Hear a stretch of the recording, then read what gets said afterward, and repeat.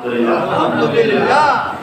আল্লাহ পাকের নিকট লাখো কোটি শুকরিয়া আদায় করছি, যিনি আমাদেরকে অত্যন্ত মায়া করে মহব্বত করে বানিয়েছেন তার এই গোলামি ইবাদত করার জন্য।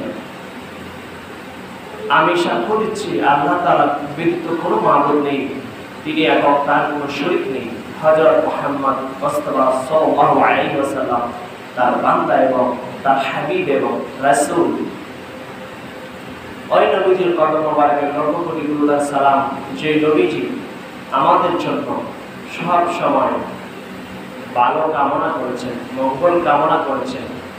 উম্মতকে তিনি হাসরে তরাবেন, মিজানে তিনি ওনার নুরানি হাত মোবারক দিয়ে নেকের পাল্লাকে বাড়ি করে জান্নাতে নিয়ে যাবেন। সুবহানাল্লাহ। আজকে দ্বিতীয় শুক্রবার সফর মাসে 11 তারিখ। কত তারিখ? 11।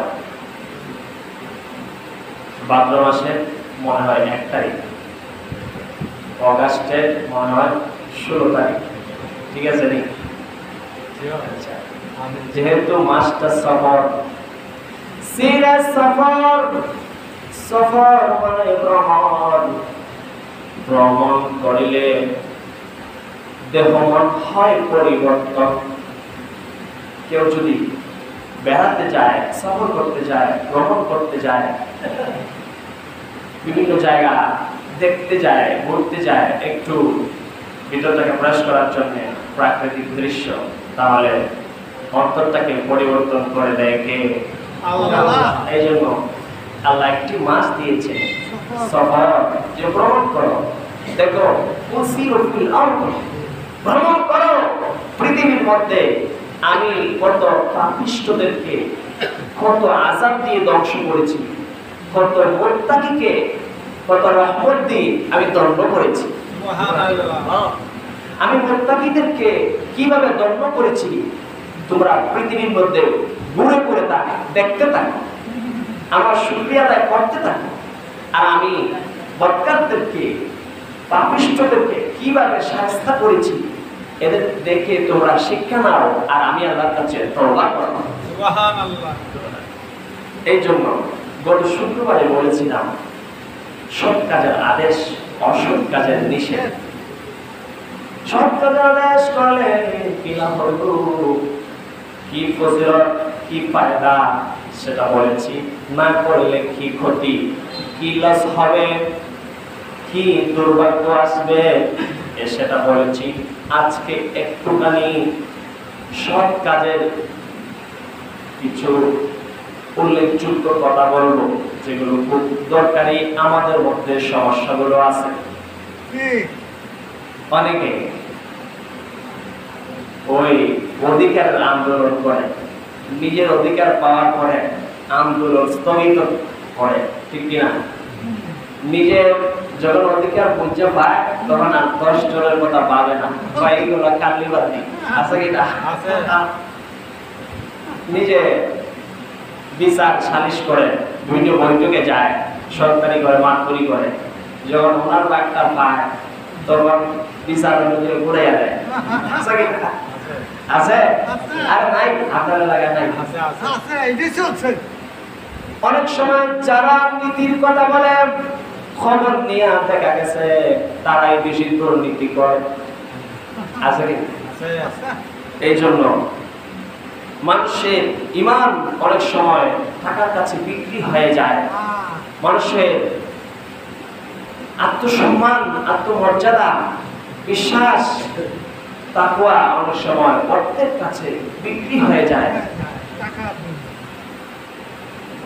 যদি মানুষজন তামবিহুল কাফিরিন কিতাবের মধ্যে আসছে, আবুল্লাহ ইসলামকান্দি রহমাতুল্লাহি আলাইহি লিখতেছেন, আবু দারদা রাদিয়াল্লাহু তাআলা বলতেছেন, ও পৃথিবীর মানুষেরা, তোমরা বেশি করে আমর বিল মারুফ নাহি আনিল মুনকার করতে থাকো। যদি আমর বিল মারুফ নাহি আনিল মুনকার, সৎ কাজের আদেশ আর অসৎ কাজের নিষেধ না করো, তাহলে তোমাদের উপরে জালেম শাসক চেপে দেওয়া হবে। জালেম বাদশা তোমাদের উপরে রাজত্ব করবে, তোমাদেরকে শাসন করবে। জালেম শাসন যদি তোমাদেরকে শাসন করবে, কি ক্ষতি হবে জানি? তোমরা তোমাদের বড়দেরকে সম্মান করবে না, ছোটদেরকে স্নেহ করবে না, আদর করবে না, জ্ঞানী ব্যক্তিদেরকে সম্মান করবে না, বরঞ্চ লাঞ্ছিত করবে। অকারণে অহেতুক কারণে তাদেরকে জেলের ভিতরে বন্দী করে রাখবে। শুধু তাই নয়, তোমরা তোমাদের মধ্যে নেককার ব্যক্তি আছে, তোমাদের মধ্যে ভালো মানুষ আছে, ওই মানুষগুলো যদি আল্লাহর কাছে দোয়া করো তাহলে আল্লাহ দোয়া কবুল করবে না। যদি সাহায্য চাই, বিপদে পড়ে, আল্লাহ সাহায্য দিবে না। যদি আল্লাহর কাছে ইস্তিগফার করে নিজের গুনাহের জন্য ক্ষমা চায়, তাহলে গুনাহ মাফ করবে না আল্লাহ। কি কারণে? কারণ একটাই দোষ, তারা সৎ কাজের আদেশ করে নাই, অসৎ কাজ থেকে নিজেকে ফিরায় নাই, অন্যকে ফিরাইতে বলে নাই। আওয়াজ দিয়ে বলেন আল্লাহু আকবার, আল্লাহু আকবার। এই জন্য আপনার আমার জীবনের টার্গেট হবে সৎ কাজের আদেশ করব, অসৎ কাজের নিষেধ করব, অসৎ কাজ থেকে নিজে ফিরব, অন্যকে ফিরানোর জন্য চেষ্টা করব। আল্লাহ যেন আমাদের সকলকে মুত্তাকিনদের কাতারের মধ্যে শামিল করে দেন। আওয়াজ দিয়ে বলুন আল্লাহুম্মা আমিন। একবার এক ব্যক্তি খুব বুজুর্গ আবেদ কাকে বলে জানেননি? যে বেশি বেশি আমল করে, যে বেশি বেশি কাজ করে, সেটা ধর্মীয় কাজ, ধর্মীয় দৃষ্টিতে তাদেরকে আবেদ বলে। আবেদ এক জিনিস, আলেম আরেক জিনিস। আলেম যে জানে, আবেদ যে মানে বেশি। আবেদ যে কেউ হতে পারে, কিন্তু আলেম যে কেউ হতে পারে না। আলেম হতে হলে জানতে হয়, আবেদ হতে হলে বেশি বেশি কাজ করতে হয়।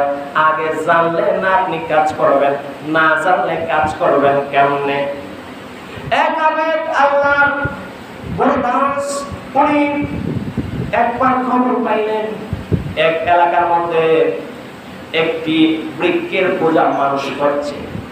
গাছের পূজা করা, মাছের পূজা করা, মানুষের পূজা করা, মাজার পূজা করা হারাম করে দিয়েছেন কে? আল্লাহ। ওই ব্যক্তি যখন শুনল অমুক জায়গায় একটি গাছ আছে, ওই গাছের মধ্যে মানুষের যায় যাইয়া ভালো মন্দ কামনা করে, ভালো মন্দ বাসনা করে, ওখানের মধ্যে গাছটাকে ঘিরে মানুষজন পূজা করে, এটাকে বড় ভগবান মনে করে, এটাকে ভাগ্যের একটি বাহন মনে করে, সৌভাগ্যের একটি মাধ্যম মনে করে। ওই ব্যক্তি যখন শুনল একটি গাছের পূজা হচ্ছে অমুক জায়গায়, তখন সে ইমানি জজবা হইয়া বাড়ি থেকে বের হয়ে গেছে। বলছে আমার হাতে একটা কোরআন দাও। হাতের মধ্যে কোরআন নিল আর গাদার উপরের মধ্যে সাওয়ার হইল। গাদার উপরে সাওয়ার হইয়া এবার যাচ্ছে যাইতে প্রতিমধ্যে ইবলিসের সাথে দেখা হয়ে গেছে। একজন সুন্দর দপ্তরে সারা একজন পোশাকধারী মানুষ দেখা যায়। ওই মানুষ বলতেছে আপনি কোথায় যাচ্ছেন? আবেদকে বলতেছে, আবেদ বলতেছে আমি একটি জায়গায় যাচ্ছি, ওই জায়গার মধ্যে একটি গাছকে কেন্দ্র করে লোকেরা পূজা করে। এবার আল্লাহ রাব্বুল আলামিন কি বলেন জানেননি? বিসমিল্লাহির রাহমানির রাহিম। ইন্নাল্লাহা লা ইয়াগফিরু আন ইউশরাকা বিহি ওয়া ইয়াগফিরু মা দুনা যালিকা লিমান ইয়াশা।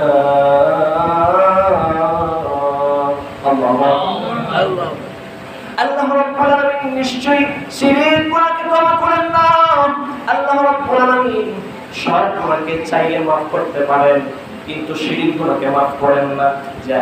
যে গুনাহ আল্লাহর সাথে শরীক করা হয়, যে গুনাহ আল্লাহর সাথে সাব্যস্ত করা হয়, সবচেয়ে বড় গুনাহর নাম হচ্ছে শিরক। আর যে শিরক করে সে হয়ে যায় মুশরিক।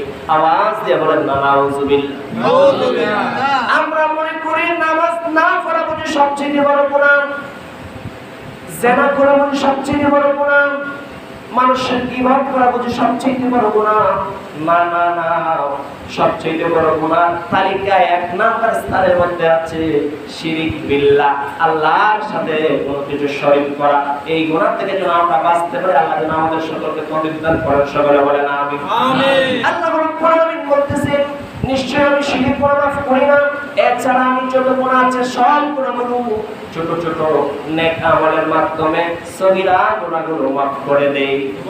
এরপর আল্লাহ রাব্বুল আলামিন আরো বলতেছে, হ্যাঁ, যে ব্যক্তি শিরিক গুনাহ থেকে তওবা করে, খালিস নিয়তে যদি তওবা করে, আমার কাছে ফিরে আসে আর ওই গুনাহগুলো যদি ছেড়ে দেয়, পরিত্যাগ করে, তাহলে ওই বান্দার তওবা আমি কবুল করে তাকে মুত্তাকি বানায়া দেই। এবার ওই ব্যক্তি বলতেছে, আমি যাচ্ছি একটি জায়গায়, যে জায়গার মধ্যে মানুষ গাছে পূজা করছে। শয়তানে বলতেছে, আপনি অযথায় যে কেড়ে হয়ে যাইতেন, অযথা কেড়ে মারামারি মধ্যে জড়াইতেন, ওখানের মধ্যে গেলে আপনি বাধা দিবেন। যারা এটার পূজা করতেছে, এটারে যারা ভক্তি করতেছে, শ্রদ্ধা করতেছে, তারা আপনার বিরুদ্ধে লাগবো, কিলিয়ে যাইতেন, বাদ দেন, অযথা যায় লাভ নাই।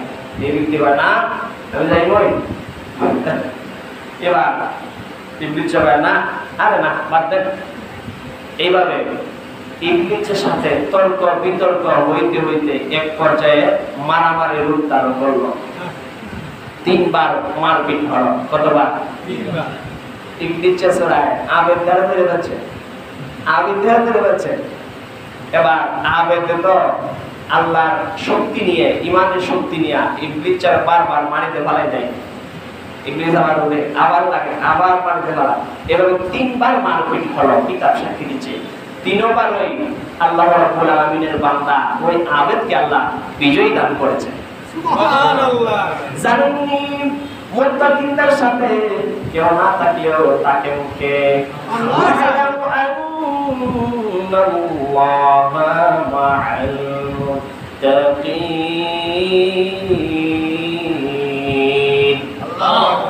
মুত্তাকিনদের সাথে কেউ না তাকিয়েও আমি মুত্তাকিনদের সাথে, আমি আল্লাহ রাব্বুল আলামিন সব সময় সদা আছি। আওয়াজ দিয়ে বলুন সুবহানাল্লাহ। এবার ইবলিস যত পারে নাই ওই বান্দার সাথে, এবার ইবলিসের ভয়, আমি এবার অন্য একটা কৌশল অবলম্বন করবো, যেহেতু আমি পারছি না, হালকা একটা শিকড় মার দিব, আছে কিনা? এবার আপনি ঠিকানা কি করতেন? ঠিকানা তো আপনাকে পোষা দিত না, ওই ব্যক্তি কিছু মারতে না। তার চাইতে বরং আপনি বাড়ি ফিরে যান, আমি আপনাদের প্রতিদিন 4 দিরহাম করে দেব। এই গাছ কাটার দরকার নাই, ঝামেলা। এর বিনিময়ে আপনি তো গাছ কাটতেন না, এর বিনিময়ে আমি আপনাকে কি দিব? 4 দিরহাম দিব। হ্যাঁ, আমি আপনাকে অর্থ দিব, আপনি প্রতিদিন বিছানার নিচে এটা পেয়ে যাবেন।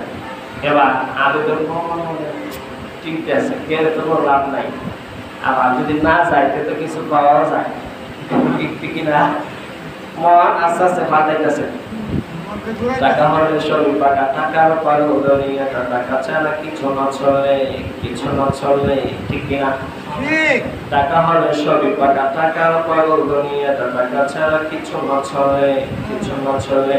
কৃষক শ্রমিক হতে মন্ত্রী মিনিস্টার সবাই তো টাকাতে তোলে, টাকাতে তোলে, ঠিক কি? টাকা হলে সবই পাকা, টাকার পাগল দুনিয়াটা, টাকা ছাড়া কিছু না চলে, কিছু না চলে। কৃষক শ্রমিক হতে মন্ত্রী মিনিস্টার সবাই তো টাকাতে তোলে, টাকাতে তোলে। কেউ কেনে গাড়ি বাড়ি, কেউ কেনে শাড়ি নারী, টাকা হলে সবই সস্তা, সস্তা কিনা?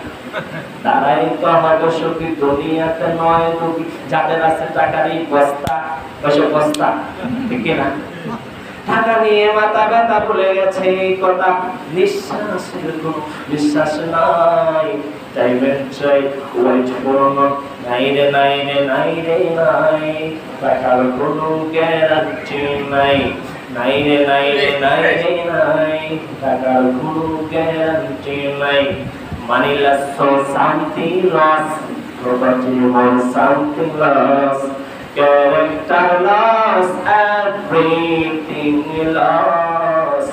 money loss or something lost, property more something lost, character loss, everything lost.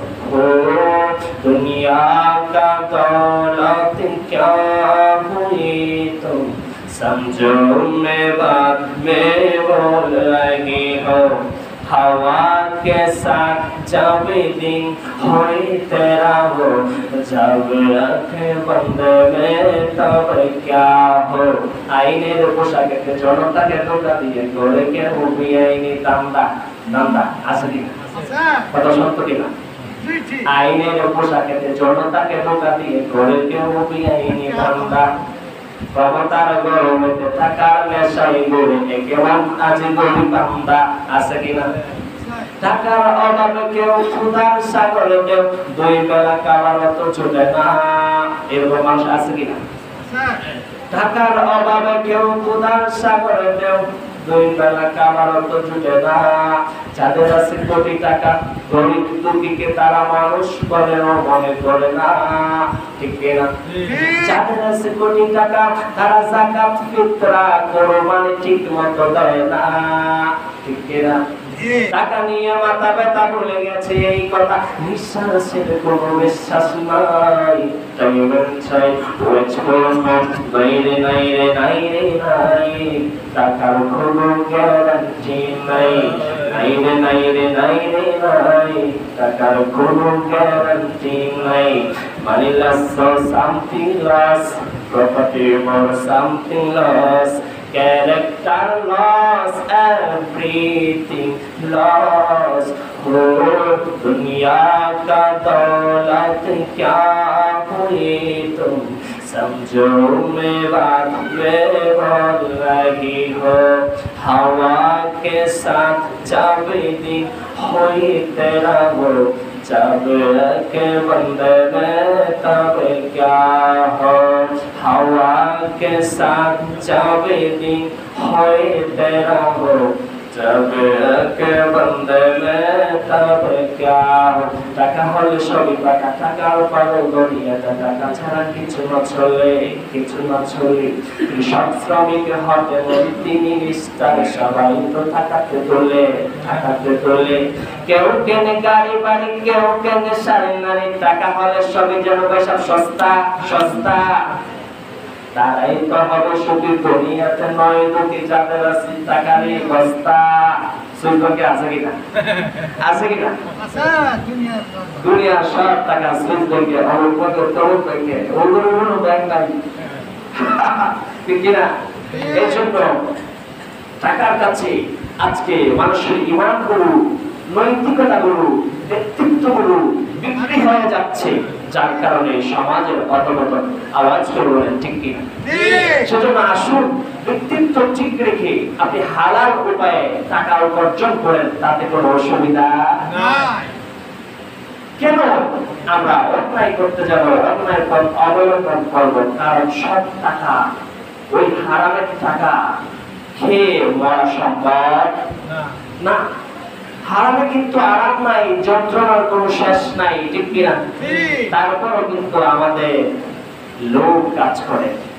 আসুন আমরা সেই দৃষ্টিকোণ থেকে নিজেকে হেফাজত করি। বলছিলাম এবার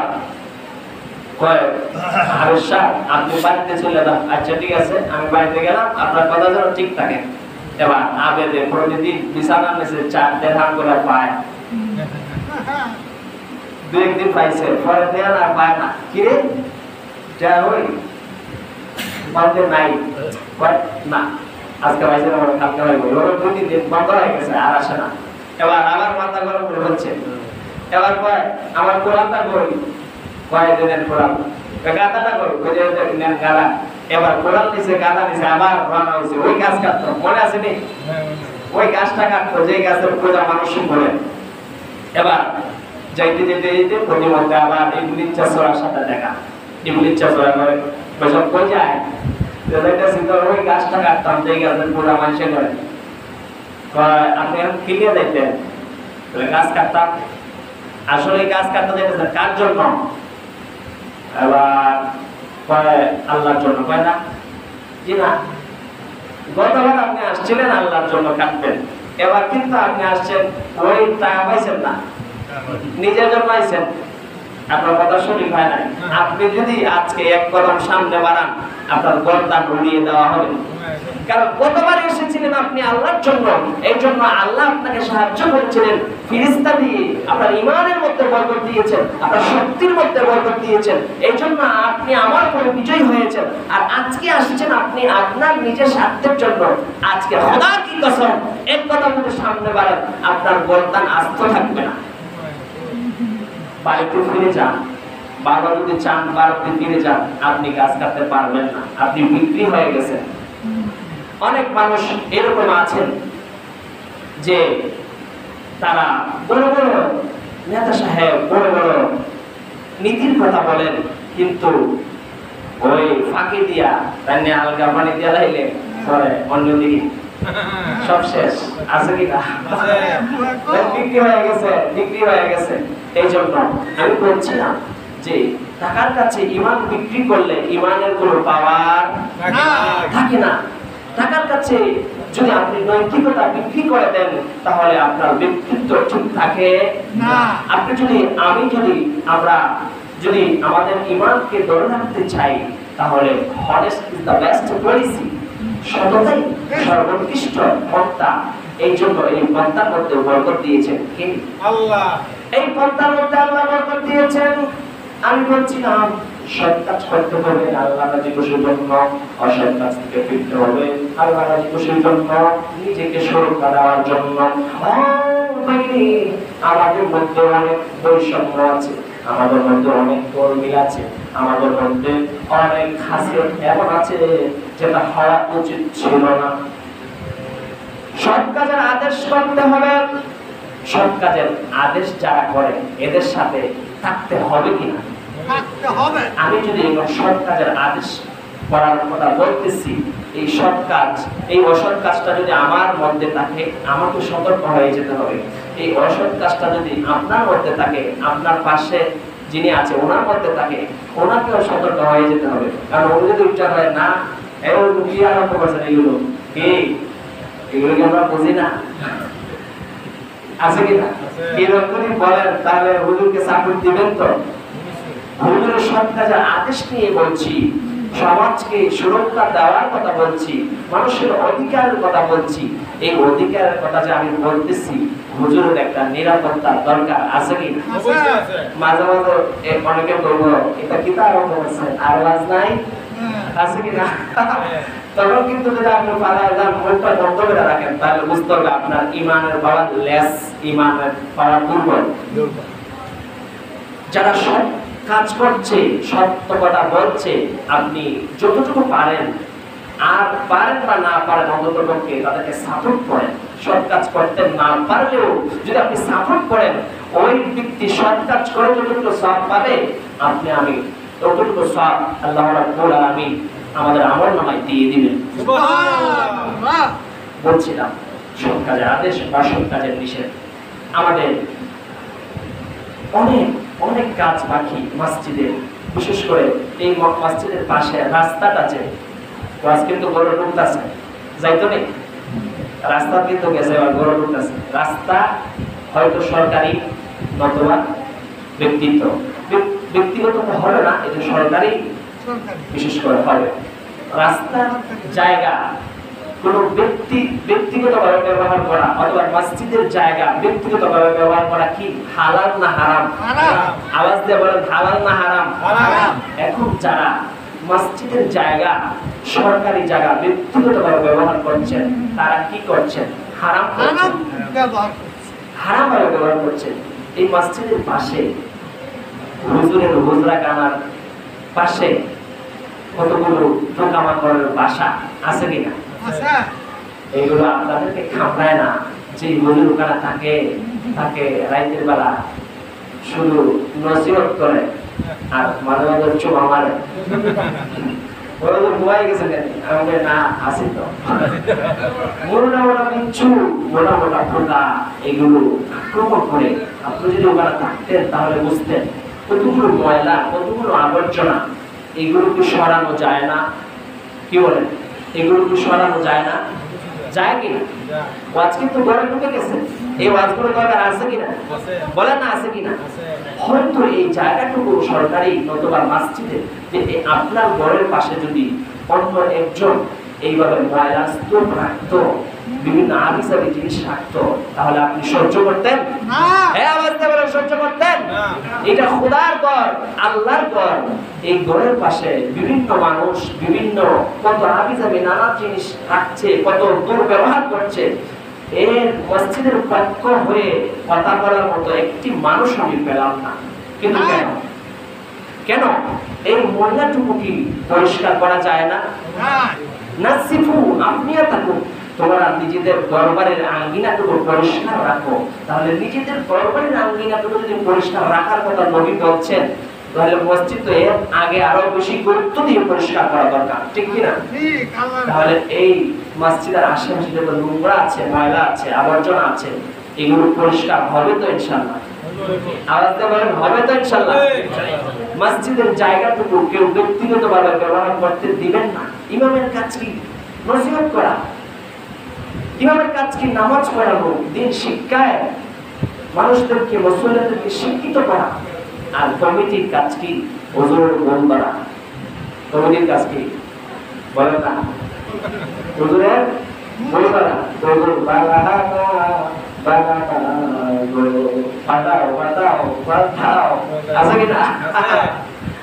কমিটির কাজ কি? অনেক কমিটি সাহেবেরা জানেন না।